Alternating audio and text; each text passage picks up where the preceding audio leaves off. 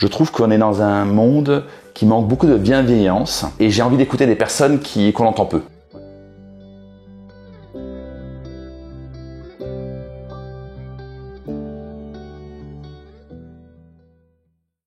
Non, on a beaucoup souffert à la mine. Moi, beaucoup de choses à raconter. On n'entend plus rien, donc ça permet de dire plein de conneries. Mon père était maire, comme disent, de Douarnenez. Et mon beau-père était gaulliste. T'as pas de sonotone, t'es pas comme Josette. Je vais mourir en hurlant.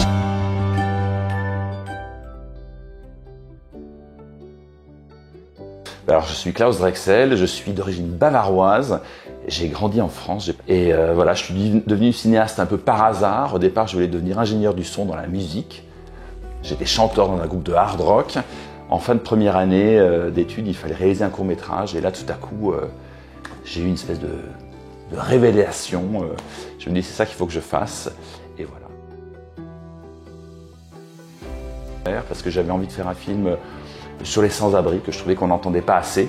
Et donc je suis parti avec deux copains dans les rues de Paris la nuit pour filmer des personnes. Et puis j'ai adoré cette expérience. Et donc maintenant je suis réalisateur à la fois de films documentaires et de fiction.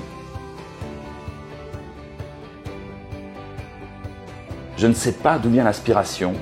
Ça me vient comme ça. Les idées, ce qui me donne envie de faire des films, c'est des choses qui me viennent spontanément.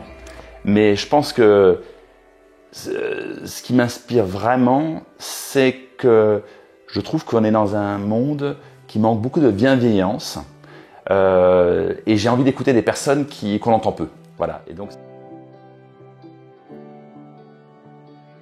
alors je pense qu'il est extrêmement important de parler des vieux parce qu'on vit dans une société, enfin en Occident, qui est exclusivement basée, je trouve, sur la performance, sur la rentabilité et tout ce qui n'est pas productif.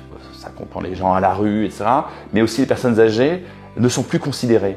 Et je trouve qu'il y a une richesse incroyable, en fait. C'est des personnes qui ont un vécu et qui ont accumulé des connaissances, et je pense que c'est important de les écouter. Je pense que c'est essentiel aussi que les personnes âgées sentent qu'on les écoute, parce que ce dont je me suis aussi rendu compte en faisant le film, c'est qu'il y a des personnes qui ont l'impression de ne plus avoir aucune utilité, qui le disent, et je trouve que c'est terrible, alors qu'en fait, elles ont encore une importance énorme. Et je pense que voilà, en les écoutant, on leur donne aussi cette conscience qu'elles sont importantes pour les autres.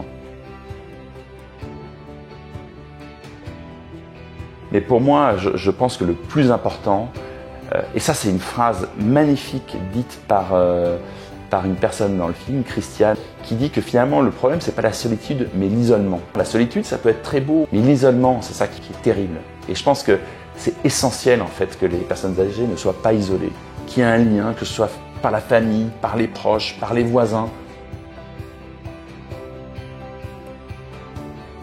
Parmi toutes les personnes du film qui m'ont touché chacune à sa manière, il y a évidemment Fleurette, qui est cette dame juive formidable dont les parents ont été raflés quand elle était lycéenne et qui a passé finalement toute la guerre seule dans son appartement à Paris, qui raconte, malgré cette solitude, dans sa classe au lycée, c'était elle la pitre. Elle amusait toute la classe et elle rentrait et qu'elle était seule et elle pleurait de cette solitude.